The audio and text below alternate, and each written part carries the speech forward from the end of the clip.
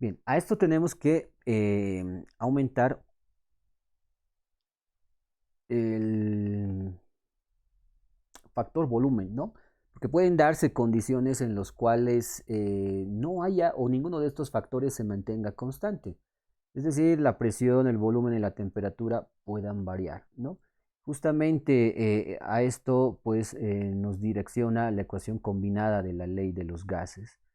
Esta ecuación combinada, ¿no? Relaciona los tres factores sin la necesidad de que alguno de ellos se mantenga constante. Y de la misma manera en dos estados, ¿no? Uno inicial y uno final. Es así que la presión 1 por el volumen 1 dividido entre la temperatura 1 va a ser igual a la presión 2 por su volumen 2 dividido entre la temperatura 2. De esta manera, si es que no tenemos algún factor constante, podemos nosotros calcular a través de esta fórmula alguno de estos factores. Bien, ahora, los gases habíamos mencionado, ¿no? Por lo menos estas leyes que hemos mencionado hasta el momento, refieren al comportamiento de gases ideales. Y un gas ideal es aquel que se encuentra bajo ciertas condiciones, ¿no? Especialmente de temperatura y presión. Temperatura 0 grados Celsius o 273 Kelvin y la presión una atmósfera, ¿no? Que sería equivalente también a 765 milímetros de mercurio o 765 torricelis.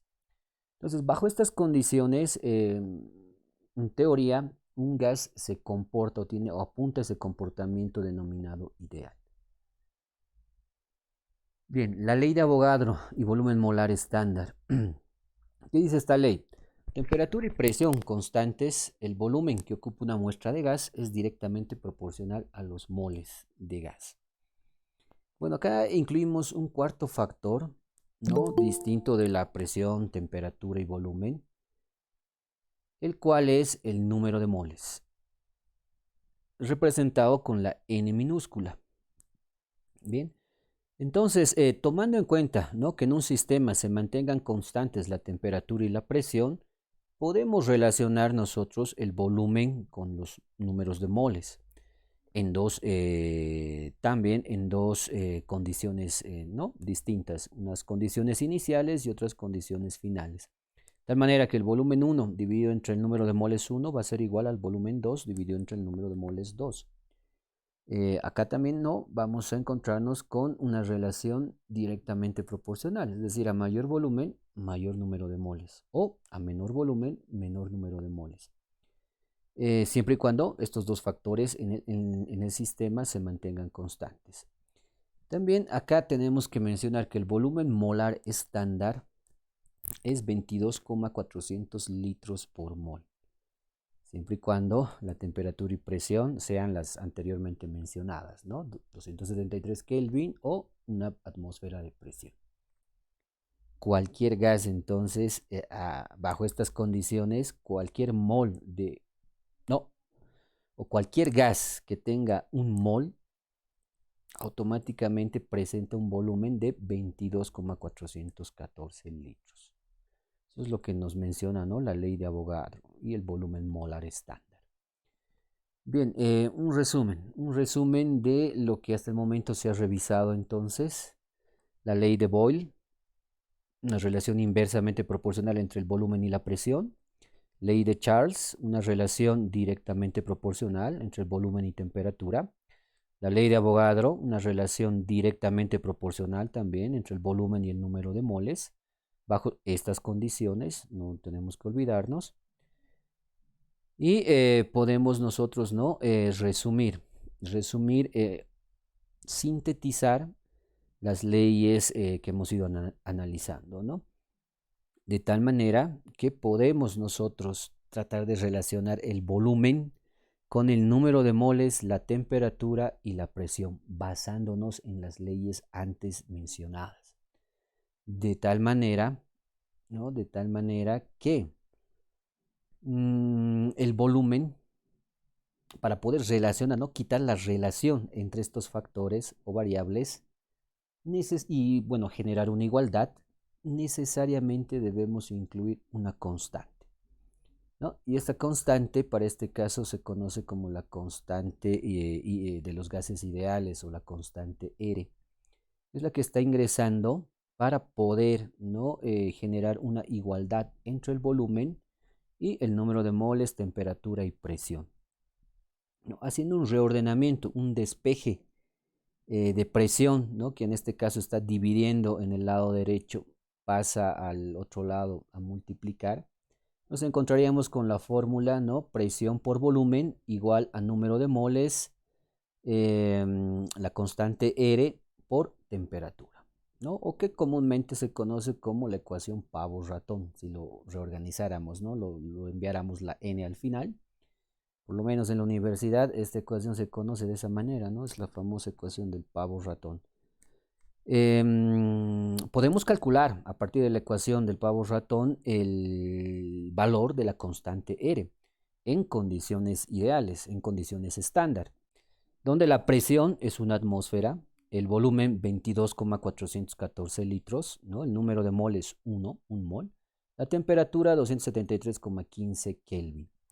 Si nosotros calculáramos, hiciéramos esta operación, nos vamos a encontrar con que el valor de R, la constante de los gases ideales, es igual a 0,082057 litros atmósferas por mol Kelvin. Esta constante entonces se la puede transformar a otras unidades, especialmente de presión, que son las que varían, ¿no? Porque lo podemos nosotros expresar tal vez o utilizar el valor de 760 milímetros de mercurio, 765 torricelis, o bien utilizar, ¿no? Los pascales o kilopascales, etc. De manera que este valor de la constante puede variar en función de la unidad de presión que se tenga que utilizar. Bien. Bueno, podemos nosotros, a partir de la ecuación de los gases ideales, ¿no? Podemos determinar la masa molecular. Bien, tomando en cuenta que N, el número de moles, es igual a masa sobre peso molecular. Entonces, tomando en cuenta esa relación, podemos reemplazar el valor del número de moles directamente en la ecuación. De tal manera que vamos a tener presión por volumen igual a la constante de los gases ideales por temperatura por masa dividido entre el peso molecular. Bien, entonces a partir de esta fórmula, entonces también podemos calcular el peso molecular del gas, ¿no? Tomando en cuenta obviamente o conociendo los demás factores o variables, ¿no? Y sumándole a este el valor de la masa, que la masa tiene que estar necesariamente expresada en gramos para poder calcular el valor del peso molecular. Inclusive podemos generar otras variantes, y eso es lo interesante de esta ecuación del pavo-ratón, ¿no? Que se puede directamente relacionar con la densidad. Si hacemos un reordenamiento de esta formulita, ¿no? Enviamos el peso molecular que acá está dividiendo, pasa a multiplicar, y el volumen que está acá multiplicando pasa a este otro lado a dividir, nos encontramos con que ¿no? la presión por el peso molecular es igual a la constante R por temperatura por masa dividido entre volumen. Y acá nosotros podemos, ¿no? Reemplazar el valor de masa sobre volumen, tomando en cuenta que esto es igual a la densidad. De tal manera que a partir de la ecuación también de los gases ideales, podemos calcular la densidad de los mismos, ¿no? Con esta otra fórmula elucidada, de la presión por el peso molecular es igual a la constante R por la temperatura por la densidad. Y de esta manera podemos calcular ese otro factor para los gases ideales, o bueno, que tiendan a un comportamiento ideal. La ley de Dalton de las presiones parciales. Bien, estábamos hablando de gases que están puros en sistemas, ¿no? Tal vez inclusive que estén separados de un entorno donde estén presentes otros gases. Pero podemos vivir en la naturaleza, ¿no? Nos podemos encontrar con que hay mezclas de gases.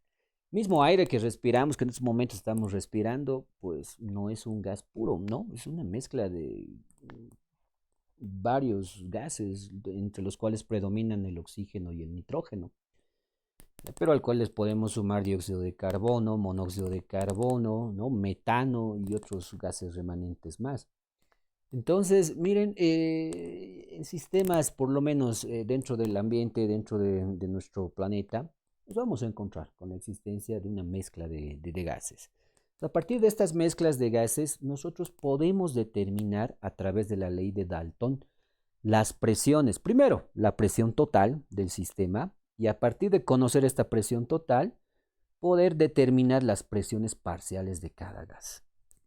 Siempre y cuando no tomemos en cuenta la fórmula de la ecuación o la fórmula de los gases ideales, ¿no? Donde la presión total va a ser igual al número de moles totales, es decir, de todos los componentes, multiplicado por la constante R, por la temperatura y dividido entre el volumen. Acá se tiene que considerar lo siguiente, ¿no? Que las presiones parciales también son calculables siempre y cuando se tenga conocimiento del número de gas, número de moles de ese gas. Para que me entiendan mejor, ¿no? La presión del gas A sería igual al número de moles del gas A por la constante R por temperatura dividido entre volumen. A eso le tendríamos que sumar, ¿no? La presión del gas B, que sería igual al número de moles del gas B por constante R por temperatura dividido entre volumen, ¿no? Y así sucesivamente, hasta poder calcular las presiones parciales de todos los gases componentes, así como también sus números de moles. Y eso es lo que se ejemplifica acá, ¿no? En esta imagen inferior. Tenemos un recipiente, un primer sistema donde están contenidos 0,60 moles de hidrógeno a una presión de 2,9 atmósferas. En otro sistema, en otro recipiente, ¿no? Tenemos 1,5 moles de helio con una presión de 7,2 atmósferas. Si pudiéramos acá, ¿no? generar una válvula que nos permita conectar ambos sistemas, o bien aún, ¿no? poder vaciar los dos gases en un solo sistema, nos vamos a encontrar con que la presión total de ese sistema va a ser igual a la sumatoria de sus presiones parciales, es decir, 7,2 más 2,9. La presión total sería 10,1 atmósferas.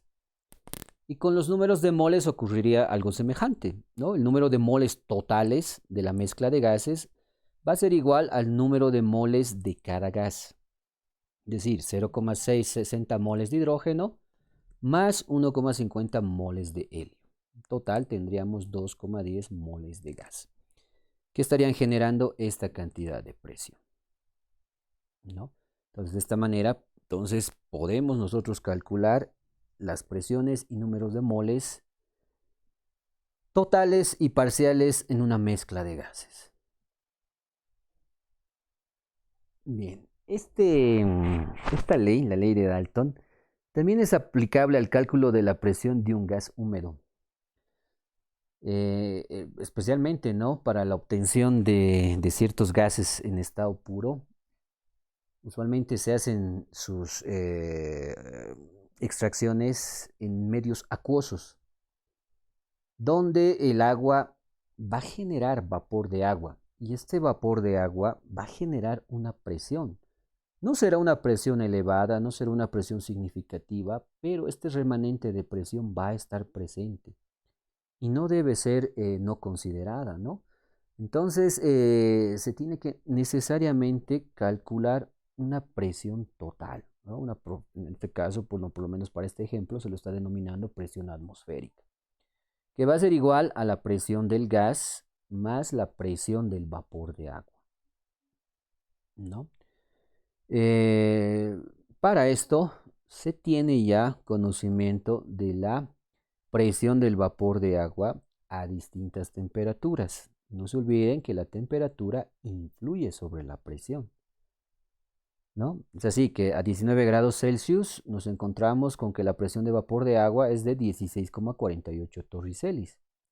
A 25 grados Celsius esto se incrementa hasta 23,76 torricelis.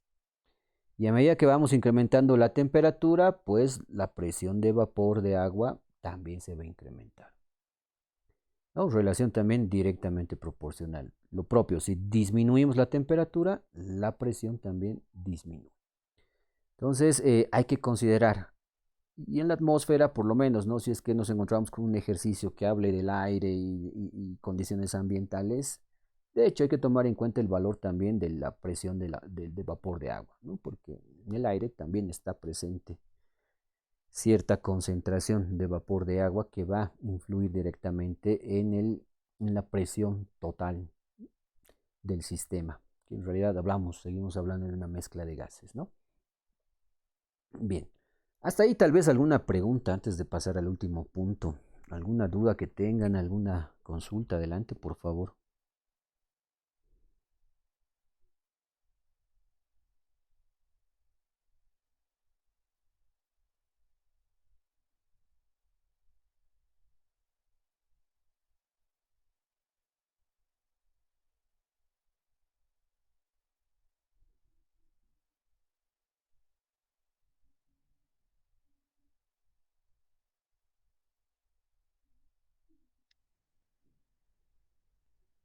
Magíster, buenas noches. Buenas noches, adelante. Tengo una consulta con respecto de la constante R. ¿Cómo se podría eh, explicar o se puede comprender el valor de la constante R? Bien, Eso tengo duda, Magíster. claro. Sabemos que el constante R tiene dos valores, tanto en milímetros de mercurio como en atmósferas, pero eso cómo lo explicaríamos para aplicar, ¿no? En, en diferentes momentos para la enseñanza y para su mejor comprensión, más que todo, Magíster. Bueno, en realidad le comento, el valor de la constante R es bastante variable. Mucho va a depender de las unidades de presión que se utilicen, ¿no? Porque usualmente varían en función de esta variable o factor. El valor que tenemos en pantalla está considerado para una atmósfera de presión. Esto lo podemos también considerar su cálculo, ¿no? Incluyendo los milímetros de mercurio. Tendríamos que reemplazar acá, en lugar de una atmósfera, 765 milímetros de mercurio, ¿no? Si realizamos el cálculo, nos encontraríamos con otro valor de la constante R. Y tal vez no a manera de ejercitarnos podemos realizar ese cálculo. Por favor, si me pudieran ayudar. 765 por 22,414 dividido entre 273,15.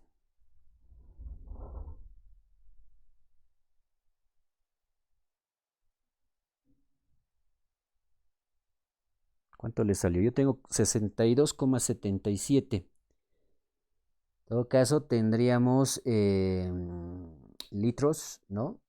Milímetros de mercurio, mol, Kelvin. Lo propio en torricelis, aunque el equivalente es el mismo, 765 torricelis, son equivalentes a una atmósfera. O bien en pascales, 101.325, ¿no? Que va a generar también otro valor. Entonces, este valor de la constante R, por lo menos los que se manejan para la resolución de ejercicios, necesariamente van a depender de las unidades de presión que se manipulen. Ahora, debemos considerar que para el cálculo de la constante de los gases ideales, ¿no? Estos factores o variables tienen que estar bajo las condiciones ideales. ¿Cuáles son esas condiciones ideales, no? Una atmósfera de presión o sus equivalentes en otras unidades, un mol del gas, el volumen molar del gas, que es 22,414 litros presentes en un mol, y la temperatura de 0 grados Celsius, que bueno, necesariamente lo debemos transformar a Kelvin, que va a ser de 273,15 Kelvin. De esta manera, ¿no? Y bajo estas condiciones, entre comillas, llamémoslas ideales, podemos calcular entonces el valor de la constante R o constante de los gases ideales.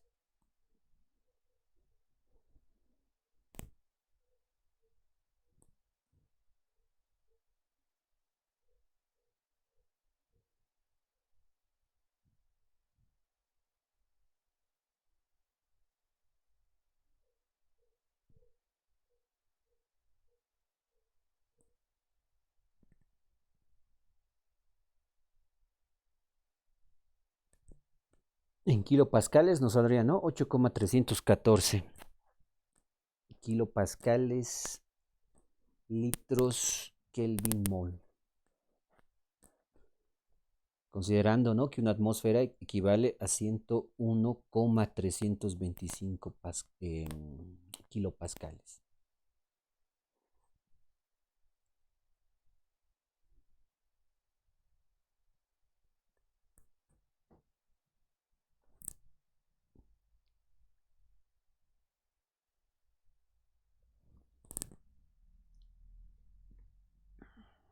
Bueno, ¿alguna otra consulta que tengan? Pregunta.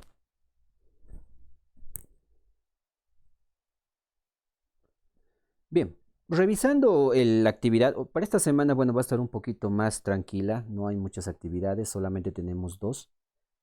Y los ejercicios que están propuestos en el texto académico están sencillos, están sobre la base de la aplicación de estas fórmulas, ¿no? La ley de Boyle, la ley de Charles, ley de Dalton, la ecuación combinada y la ecuación de los gases ideales.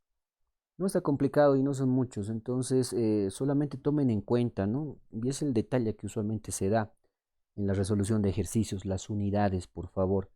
Las unidades las tienen que tomar en cuenta, por lo menos las que están acá especificadas, ¿no?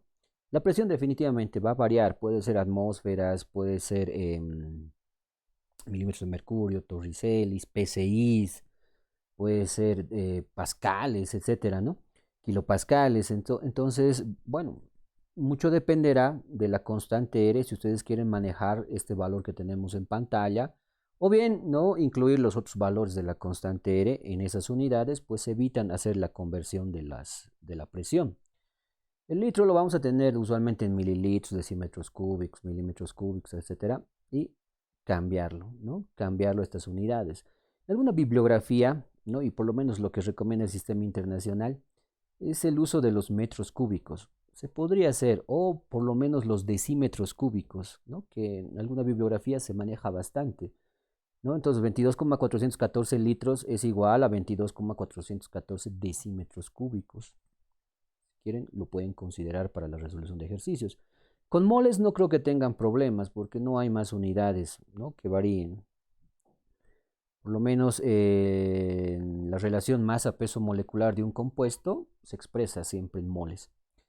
Con la temperatura, de hecho, sí van a tener que hacer una conversión de temperatura, ¿no? Porque usualmente los ejercicios incluyen valores en grados Celsius o grados centígrados y lo tenemos que llevar a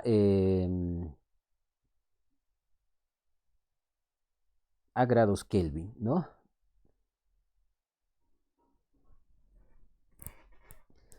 Y de esa manera entonces podemos recién reemplazar en estas fórmulas para poder hallar los valores especificados.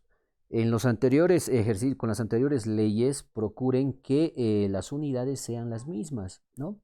Si tenemos el volumen inicial en litros, ¿no?, y el volumen final en mililitros, necesariamente hacer el factor de conversión en una sola unidad, ¿no? O bien llevar los mililitros a litros o bien los litros a mililitros. Lo propio con las temperaturas, ¿no? Tal vez tenemos acá grados Celsius y acá grados Fahrenheit o Kelvin, hacer esa conversión previa.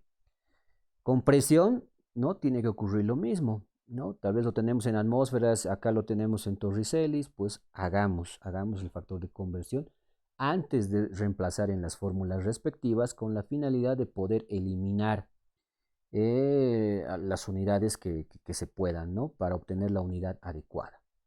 ¿No? Esa recomendación nada más. Después, si he estado revisando, está sencillo, ¿no? No está complicado los ejercicios, no van a tener mucho problema. Teoría cinética molecular, entonces pasamos. Bien, las moléculas están en constante movimiento dentro de un sistema que contiene un gas. Este movimiento cinético se ve influenciado por la temperatura. A mayor temperatura, mayor movimiento cinético. Menor temperatura, menor movimiento cinético, ¿no? Es así que al valor del cero absoluto nos encontramos con que no hay movimiento molecular, no hay energía cinética, ¿no? Obviamente este valor de temperatura solamente ha sido calculado de forma teórica y se asume que la energía cinética debiera ser cero a esa temperatura, ¿no? Pero por lo menos en condiciones normales, en el ambiente, esa temperatura llegar es pues bastante complicado, ¿no? Bien, inclusive en el universo. Es por eso que esa temperatura del cero absoluto es una temperatura teórica en realidad. Bien, al tener estas moléculas movimiento, podemos entonces calcular la energía cinética media de estas moléculas, tomando en cuenta, ¿no?, estas relaciones, donde la energía cinética es igual a un medio de la masa por la velocidad al cuadrado. Y esto va a ser igual, si lo relacionamos directamente con la ecuación de los gases ideales, a 3 medios multiplicado por el número de moles dividido entre el factor n por R por T. Bien, y podemos también utilizar estas otras variantes de la primera ecuación con la finalidad de poder calcular esta energía cinética en función de los datos o información que tengamos para el cálculo de los mismos. Bien, acá abajo la KB significa la constante de Boltzmann. La constante de Boltzmann se puede determinar, ¿no?, para cada bueno, es una constante, entonces se la puede encontrar en alguna tabla donde no podamos referir a su valor.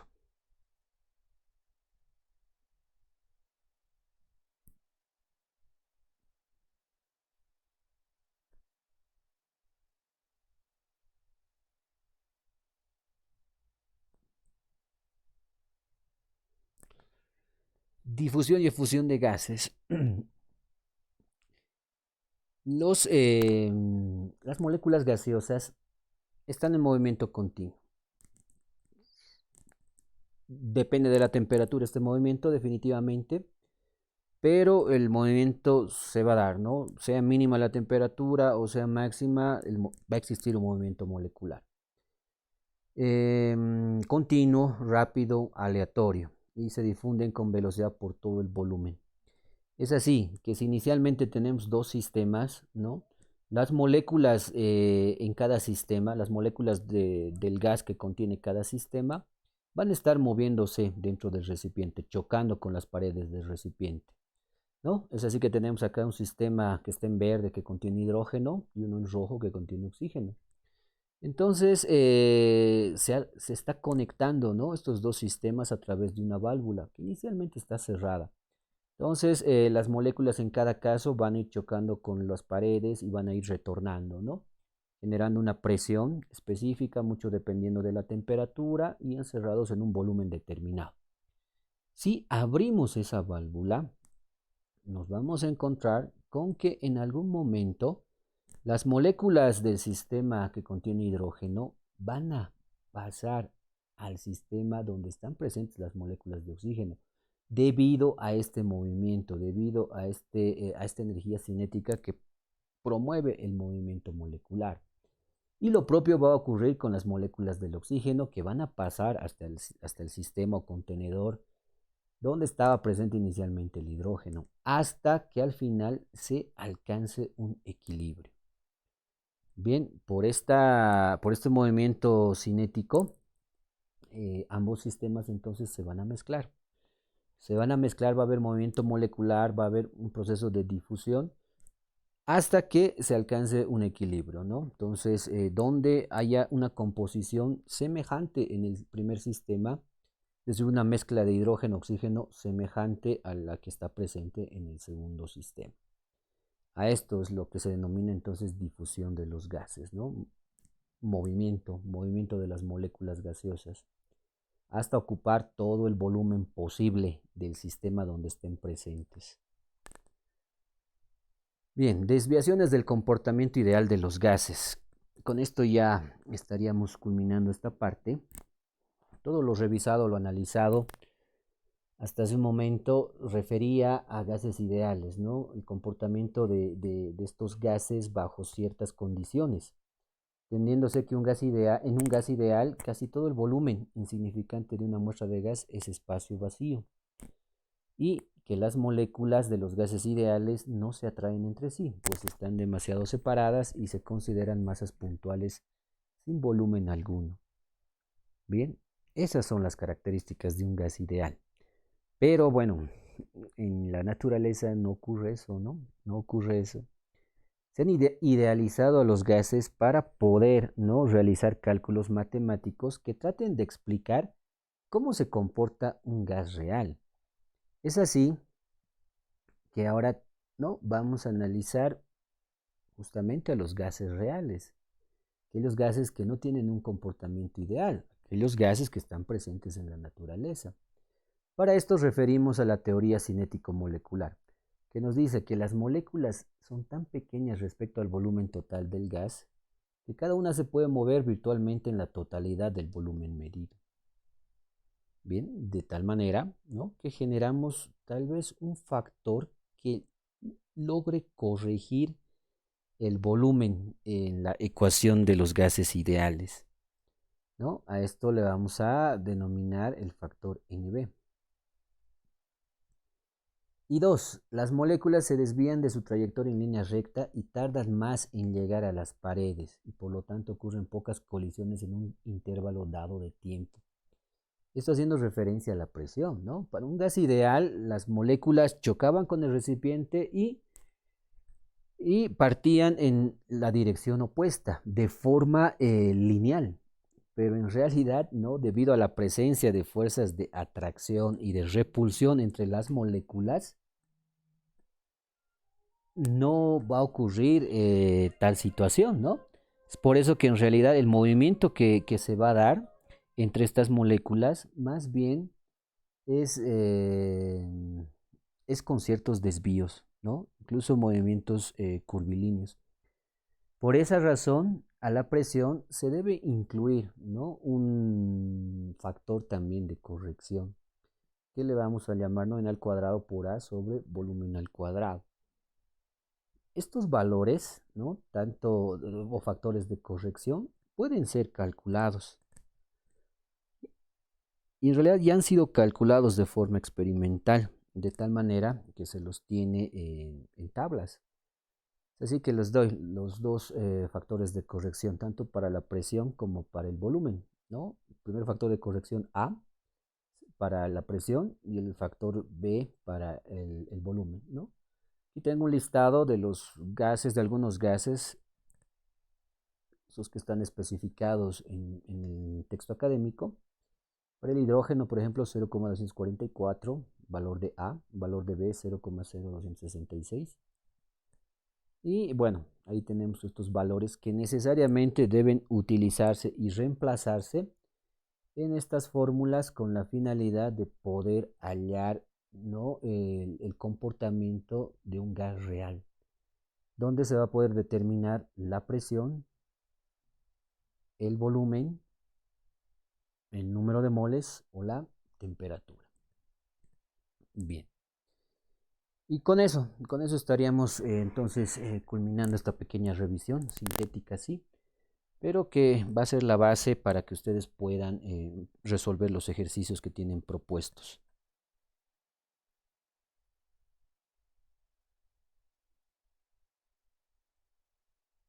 Si tuvieran alguna pregunta, por favor, adelante.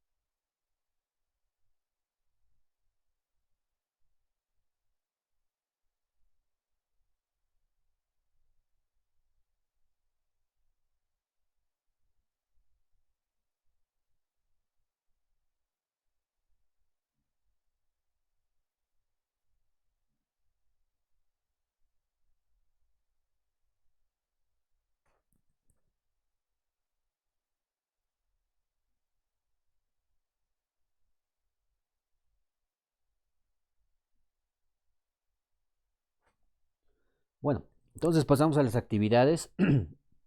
Para esta semana solamente tenemos dos actividades. La primera refiere a la resolución de los ejercicios que están propuestos al final de la unidad 4 del texto académico. Eh, Necesariamente, por favor, refuercen, dándole una lectura al texto académico, revisar las lecturas complementarias, los videos y poder resolver los ejercicios, ¿ya? Formato lo tenemos también ahí especificado, ¿no?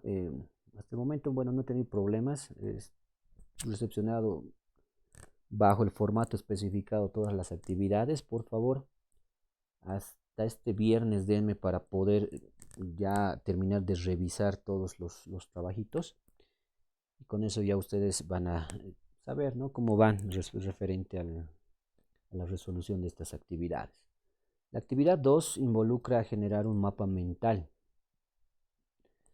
Bien, un solo mapa, un mapita mental donde contenga el análisis crítico y reflexivo de la temática elegida del módulo. Entonces, lo que ustedes tienen que hacer para esta segunda actividad de esta semana 4 es elegir cualquier temática que hayamos revisado hasta el momento, ¿no? Introducción a la química, sólidos líquidos, gases y reacciones redox. Elijan la temática con la que ustedes, la que ustedes dominen, ¿no? Para generar este mapa mental. Lo propio tenemos el formato del cual se debe presentar. Estas dos actividades las deben hacer llegar hasta este domingo 18 de septiembre, hasta la medianoche, ¿no? De todas maneras, por favor, no se confíen en las ampliaciones.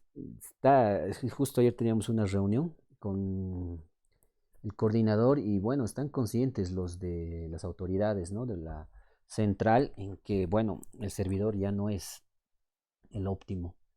Están incrementando la capacidad de su servidor. No va a ser rápido, dudo mucho que sea hasta el siguiente mes, ¿no? Tal vez posterior a eso recién lo podrán realizar, pero por lo pronto vamos a estar con estos mismos problemas. Según nos informaban, pues, hay más de 9.000 participantes a nivel, ¿no? De toda Bolivia. Y como todos los programas, ya sea diplomado, maestría o especialidad, presentan sus actividades hasta el domingo medianoche, esto hace que se sature bastante la plataforma, ¿no? Entonces, por favor, prevean. Son casos esporádicos, ¿no? Y eso es lo bueno, la mayoría entrega a tiempo, antes del mediodía. Hay algunos casos especiales que, bueno, demoran mucho su entrega pues, y es ahí donde se presenta este problema, ¿no? De todas maneras, están conscientes las autoridades, eso sí les anticiparé, ¿no? De que el servidor está por colapsar. Pero no se confíen, por favor, en esta última semana, además de que también tienen que ir elaborando su actividad final, ¿no? Y con eso pues estaríamos culminando ya formalmente este módulo.